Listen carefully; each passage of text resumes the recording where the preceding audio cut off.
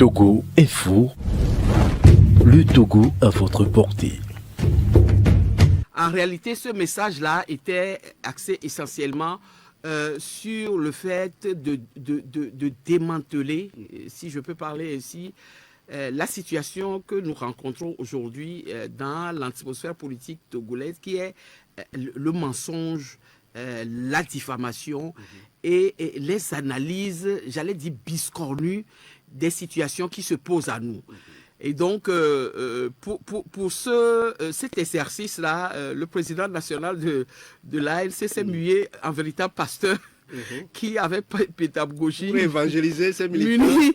Muni de la Bible et autres à ramener les esprits à la réalité et à l'analyse objective de toutes les situations qui se posent à nous, parce que vous savez, nous avons une sale habitude au Togo, c'est d'être friands des ragots, des racontards et des rumeurs. C'est quelque chose qui nuit véritablement à la politique dans notre pays, de telle sorte que plus le mensonge est énorme, plus il est avalé.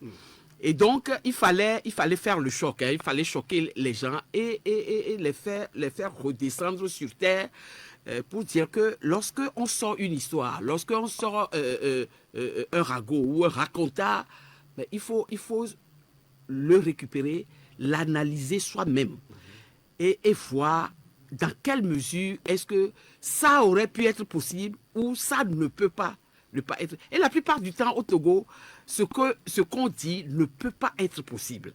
Mais les gens s'en approprient et en font leur chou gras, ce qui empêche la lutte d'avancer. Au lieu de nous occuper des choses essentielles, nous sommes là à nous battre pour des Est-ce une situation générale ou bien particulière à l'ANC?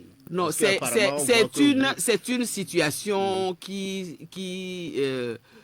peut-être existait un peu en sourdine avant, mais qui a été exacerbée en 2020.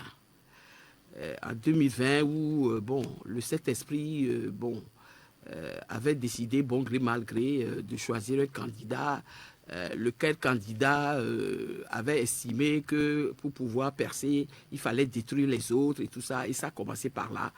Et, chose grave, dans une église. Je crois que c'est le vecteur principal qui a fait que ce système a été exacerbé et depuis, on n'arrive pas à dire oh là, ça suffit, et arrêtons et revenons. Pourquoi plus de 2 ans, vous regardez trop dans le rétroviseur par rapport à cette situation? Ah non, pas du tout. Moi, je ne regarde pas dans le rétroviseur. J'analyse le passé pour asseoir le présent et l'avenir. Je n'ai pas pour habitude de regretter. Enfin, le passé est passé.